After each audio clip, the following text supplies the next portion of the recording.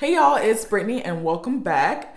This week we are covering a new snapped in skincare story, also known as Clean Skin, Dirty Deeds. But this week's story is going to be all about Joyce Lemay Cohen. And this story is really a Cinderella fairy tale story just gone completely wrong, y'all. So if you want to hear all about the story of Joyce Cohen, stay tuned.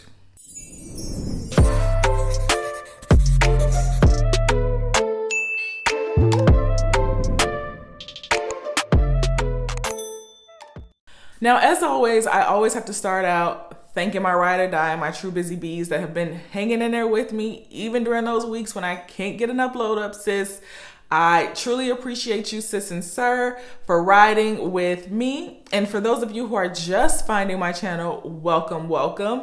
Take a seat, stay a while, grab some popcorn, grab a glass of wine, grab your skincare for this one, okay?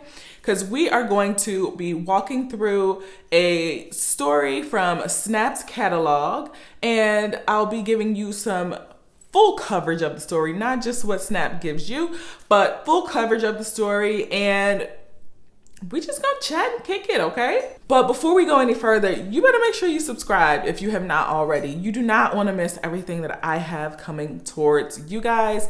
I do, of course, the Snapped in Skincare. I also do true crime and makeup, wine and true crime. It is sometimes for those more in-depth stories.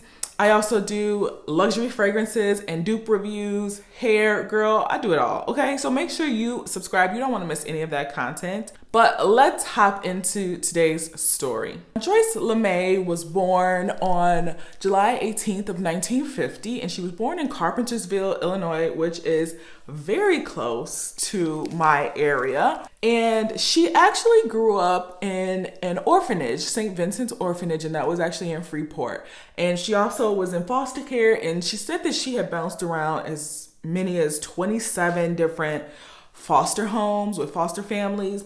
And she was reportedly abused as a child going through foster care as well. So she didn't have a very good background, a very good childhood at all. Now, Joyce got married really quickly at a young age. She got married and that marriage obviously didn't last. So she got divorced pretty quickly after they got married, and she decided that she was going to get up out of the Midwest and she was going to move to Florida, and she moved to the Miami area. Now, at age 24, when she moved to Miami, she got a job as a mortgage writer for a construction development company called SAC or SAC. She met a man by the name of Stanley Cohen through her job. And Stanley actually was the owner of SAC, the company that she worked for. He was a wealthy construction developer and builder in the Miami area, and they really hit it off. Now, it was said that Stan was a very well-respected businessman. He was very good at what he did,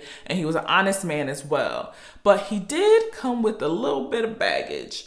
He had children, and I believe she had children as well, so that wasn't really an issue. He had been married 3 times prior to meeting Joyce. She didn't find that an issue either. And at the time when they met and started dating, he was engaged. He had a whole fiance at that time. But they loved and enjoyed each other so much that he left his fiance for Joyce. And about 6 months after they met and started dating, they eloped in Las Vegas and went and got married. Now, Joyce tried her best to be, the perfect traditional wife. She would make traditional Jewish meals for Stan and his family. She also took care of his parents, specifically his dad as well. So she tried to, be that perfect wife, that perfect stay-at-home wife. She really tried that for a while. On the other hand, Stan's 2 children were not very fond of Joyce, and they did not approve of their relationship at all. Joyce was 17 years younger than their father, and they thought that she was just a gold digger. She was trying to be with Stan, marry Stan, so that she'd be guaranteed a good life, comfortable life, and some money. Now, outside of the family drama, living in Miami itself came with a lot of dangers and issues. So at the time when this story took place, there was a big infusion of drugs in Miami. Y'all all know about cartel and Colombians and all that with the cocaine in Miami. So this is the time frame that all of this was happening. So there was a lot of drug activity and a lot of robberies and burglaries happening in the Miami area at the same time, especially in the wealthy neighborhoods. So they took, caution, and they took it upon themselves to get an alarm system installed. And they also got a guard dog who was a Doberman Pinscher that didn't take nothing, okay? However, they did not spend all of their time in Miami where the business was. They also loved skiing, and they had joined a ski club, and they went to Colorado very often with their ski club. And they eventually decided, okay, we'll build a vacation ranch in Colorado. So in Steamboat Springs, Colorado, they bought this massive piece of property for hundreds of acres, and they built kind of like a getaway ranch for them there. Joyce started to spend most of her time in Colorado at their ranch, and she spent her time there while, of course, her husband Stan was primarily in Florida because that's where the business was. That is where the money was coming from. So they spent a lot of time separated, and she actually kind of changed from this shy homebody wife that took care of everything to this socialite. And she really started to hang out a lot on the Colorado scene, and even to the point of getting publicly intoxicated and embarrassing herself and her family as a unit all in those streets. So once that started happening, Stan kind of had enough at that point. So he was trying to figure out, how can I get my wife back into my line of sight to kind of keep her in check, but still allow her to, have fun and go out and socialize. So what Stan did was he bought a restaurant / kind of nightclub place called Buccioni's, and he put Joyce in charge of running it and making it successful. And of course, she did well. She kind of turned it into a happening party spot, and that's where she continued to hang out. That's also where she got some habits that were not so conducive to a successful marriage. Now, let's get on into the crime, y'all. So on March 7th of 1986, at about 5:30 in the morning, police get a 911 phone call from Joyce Cohen saying her husband has been attacked and she needs police and medical help ASAP. And when police arrived, they find Stanley Cohen laying face down with 4 gunshot wounds to the back of his head. So upon arrival, he was pronounced dead.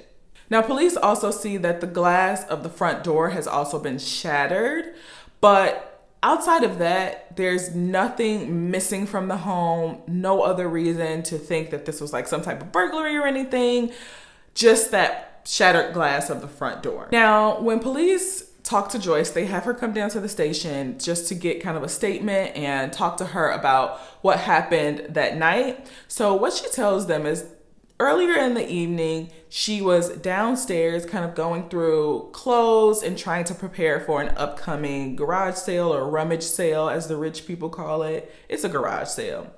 But she was getting all of that stuff prepared for that when she said she heard some type of commotion in the driveway. So she said she had told her husband that she heard something going on in the driveway. So he went and he grabbed his .38 caliber gun, and he went outside to see what was going on. When he went outside, he said he didn't see anything. So he came back in and he put his gun on the nightstand. Now, hours later, Joyce said that she was still downstairs when she heard glass breaking. And after she heard glass breaking, she said she thought about running upstairs to her husband to see what was going on. And as she was making her way, she saw the back of the suspects who had come into her home and apparently attacked her husband. But she saw the back of the suspects and she heard one of them say, "Let's get the F out of here," and they left. At first, police believed what she was saying because, like I said, this was a time where a lot of home burglaries were happening because of the influx of drugs and people being addicted to the drugs. It was just a whole mess in the Miami area. But after talking to her multiple times, police kind of realized that Her stories aren't matching up all the time. Something seems a bit inconsistent when they're talking to her. So they kind of start to side-eye Joyce after a while. So when police go into her home to question her, they kind of start asking more targeted questions towards Joyce. And Joyce is not a dummy. She quickly realizes that these police are coming for her. They trying to see what's up, like what she had to do with this situation, what really happened. And as soon as she picks up on that, she's like, y'all gotta go.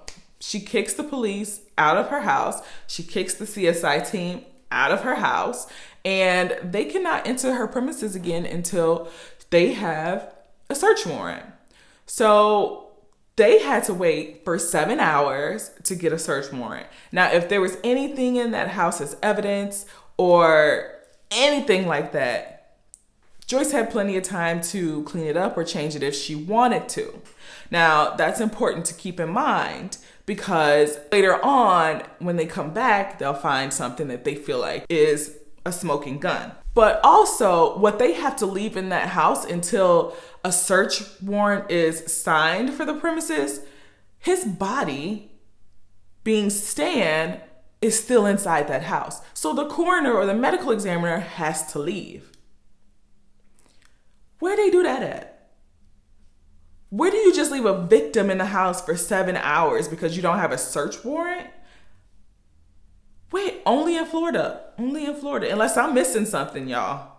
Y'all tell me in the comments down below if I'm missing something, because I feel like this is something that will only happen in Florida. So police basically took their search outside while they were waiting for the search warrant to be signed. So they searched the surrounding areas of the home, and what they find in the bushes near the front of the home is they find a .38 caliber gun just tossed in the bushes. Now, after processing the gun and looking at the gun, they find that it's been wiped clean, but between the firing pin and the hammer of the gun, there's a piece of tissue paper that's stuck in between those two.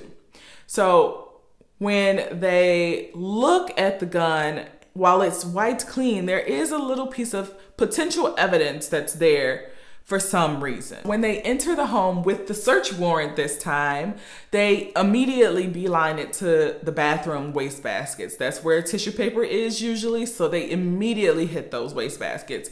And what they find is they find a balled up piece of tissue paper, and when they analyze it, it has Joyce's mucus on it, like she blew her nose on it, but then it also has gunshot residue on it as well. So this is the smoking gun that they think that they found that Joyce just threw in the wastebasket and left there for 7 hours. They also find out that the alarm was unusually turned off at this time. This is at 5:30 in the morning that she's calling, and all of this is supposedly happening, and the alarm is off. And also the guard dog is put away. So you've invested in all of these things to protect you, but you've put them away for overnight when they should be on and the guard dog should be present. So these things didn't add up to the police at all. Now, police also find out some additional information about Joyce herself.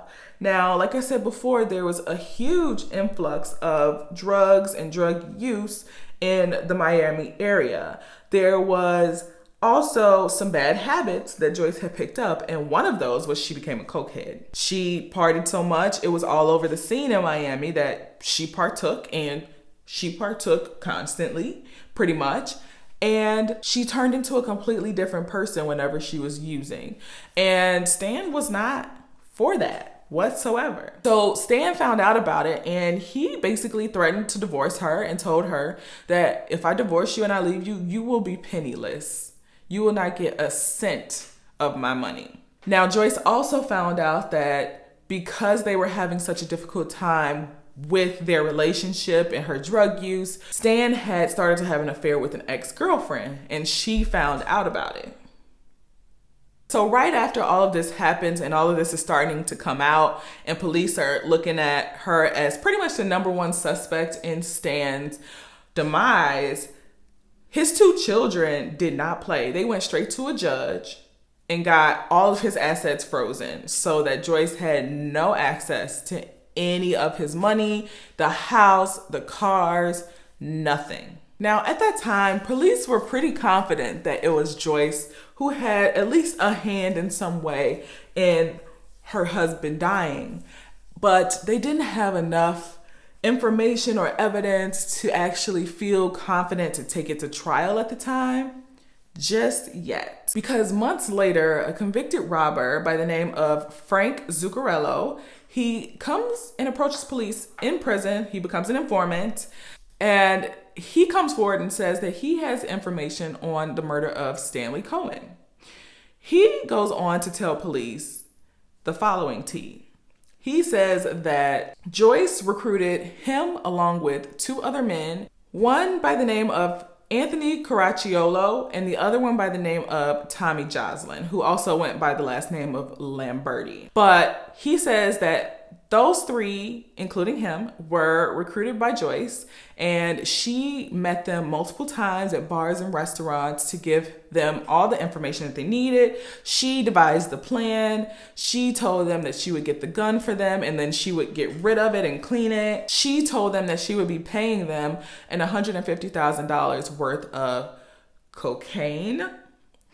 She pretty much drew a map of the entire home and premises so that they had everything that they needed to complete the job. Now, when police went to Joyce with the name of Frank Zuccarello, she flat out denied knowing this man whatsoever or what he was talking about. Now, because they couldn't do anything to technically confirm the story, and the other two men that he named as accomplices were firmly denying having any part of it or knowing Joyce whatsoever, the case basically went cold for 2.5 years. But in October of 1988, prosecutors basically just said, what the hell, let's go to trial with what we have.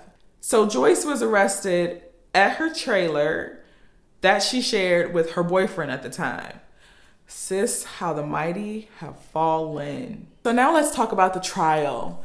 So prosecutors basically argued that Joyce hired these three men, including Frank, to get rid of her husband so that she could basically live the life that she wanted to live and do whatever she wanted, but have all of his money while doing it. And of course they had Frank Zuccarello to testify. He basically regurgitated the same thing that he had told them before. And he also testified that it happened at around 2:30 in the morning when this whole plan was put into action. Now, that was a little bit of a difficult point for the prosecutors because their medical examiner, who was testifying on their behalf as well, said that he put time of death at 5:30 in the morning. So there's a 3-hour difference in when the accomplice said that the crime took place and when the medical examiner said that the body is telling him the crime took place. Now, I also want to note here that this isn't the only murder case that Zuccarello decided that he wanted to testify on and had information on. He also testified for a case about a little girl who was about 11 years old by the name of Stacy Jazvac, and she was snatched off of her bike one day and was never heard from again, but they found her body in a field just dumped. But he testified that it was his former cellmate that confessed to him that he was the one who committed the crime. And from Frank's testimony, his former cellmate was sentenced to death. Now, I tell you that because basically the defense argued that Frank was just doing whatever he could to get out of the 400-year sentence that he had for all of the armed robberies and other crimes that he committed. Yes, he got a very reduced sentence. I believe he got like 2.5 years, and that was it for any of his crimes in exchange for his testimony in this case and other cases. Outside of Frank's testimony, there was also the issue of that tissue in the wastebasket. The issue of the tissue. The prosecution was basically saying that this is what Joyce used to clean the gun before she threw it in the bush. And the defense was basically saying, this is just a tissue that Joyce blew her nose on, and the gunshot residue came from her husband, being in the same area as her husband. That's it, that's all. Now, also, when all of this is going on in the trial, the medical examiner decides to kind of change their view on when the crime actually took place. And this happens mid-trial.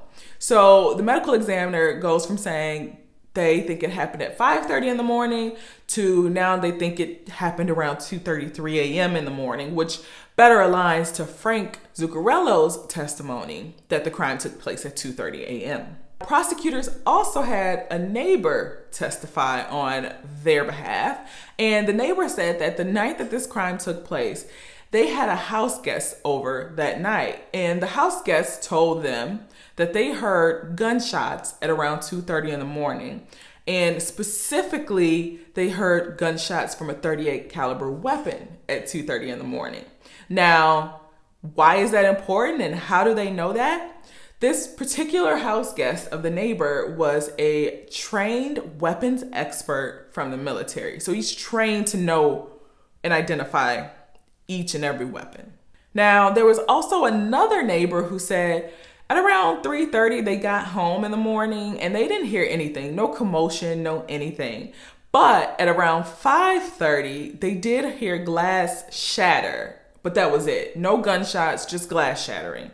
So all of these testimonies start to add up and really look bad for Joyce's story. So it took jurors about 3 days to come to a decision on the verdict. So it was not an easy case to decide on at all. But on November 21st of 1989, they find Joyce Cohen guilty of first-degree murder in the case of her husband's death. Now, the jury could not come to a consensus on whether to sentence her to life or to sentence her to death. So the judge took it upon themselves to sentence her to 25 years to life in prison, and she would be eligible for parole in about 2013. Now, all this time, Joyce has proclaimed her innocence, and in 2013, when her parole hearing kind of rolled around, she was denied parole and her sentence was extended, so her actual release date was set for 2048. Now, initially, they were kind of thinking that they were going to release her around 2023, but when Stan's children came in to do their impact statements at the hearing, that really changed the commission's view on giving her parole so soon, and they ended up giving her that 2048 release date. Now, Joyce never saw a penny of Stan's money. His children got his entire estate, so she got nothing. Now, like I said before, Frank Zuccarello got out of prison about 2.5 years after all of this took place. That's all he served for his involvement in any of this or the robberies that he committed. Now, the other two men that were involved and named by Frank were not so lucky. So Anthony Caracciolo, he was one of the men who said they had nothing to do with it, but Frank actually named him as the shooter in the incident. And he ended up, after pressure of what was said from the police being threatening them with the death sentence, they pled no contest to second-degree murder charges. And Anthony was given 40 years because he was named as the shooter. And Tommy Joslin was given 30 years. Now, to this day, both of them have proclaimed their innocence. They filed appeals, but none of those were ever really successful. However, Anthony Caracciolo was released from prison in 2008, and Tommy Joslin was released from prison in 2006. So everyone else involved in this supposed case was released except for Joyce Cohen. All right, so that is the story of Joyce Lemay Cohen. And this one, y'all, I am really on the fence about. I feel like this one could really go either way in terms of innocence or guilt. I feel like there definitely was not enough physical evidence to convict someone, especially of murder, first-degree murder. I don't know how much you can trust these jail informants, especially someone who has so much to gain, because like I said, he had like a 400-year sentence for all the crimes that he committed. And he ended up getting that reduced down to 2.5 years. And there are two other people that were brought along for this crime that have staunchly defended themselves and said that they are innocent. And the only reason that they actually pled no contest was because they were being manipulated and threatened by the police that if they didn't, they would get life in prison, they would get the death sentence. So they pled no contest. Like I said, there's evidence, circumstantial evidence that points to Joyce having some involvement in it. There's evidence of her having no involvement in it and no one else having an involvement in it at all. So this one is a really hard case to have an opinion on, but y'all let me know in the comments down below what y'all think.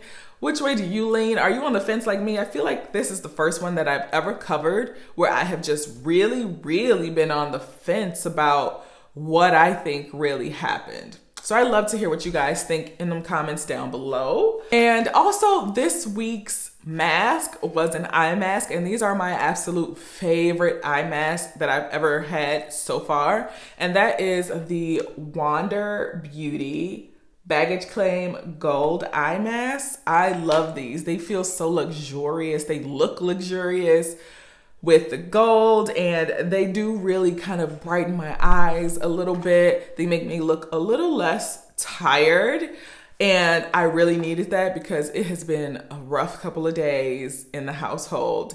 I have been working extremely hard for the last couple of weeks, which is why I haven't been able to upload as much as I like to do for y'all. So please forgive me for that. But on the upside of that, I have on my vacation pajamas because I am taking a week off of work and I'm gonna enjoy it. So I'm trying to get in the mood. I ain't going nowhere, but I'm still gonna get in the mood. But yeah, y'all, that's really it for this week. I really hope you guys enjoyed this week's Clean Skin Dirty Deeds because I enjoyed sharing this story. I really missed y'all. We're back, girl, we back. But I will try to keep us on a regular cadence moving forward. Just work dictates that timing a whole lot. So I hope y'all understand. But hopefully I'll be back next week with another installment of episode 9 of Snapped, and we can hop right into that story soon, y'all.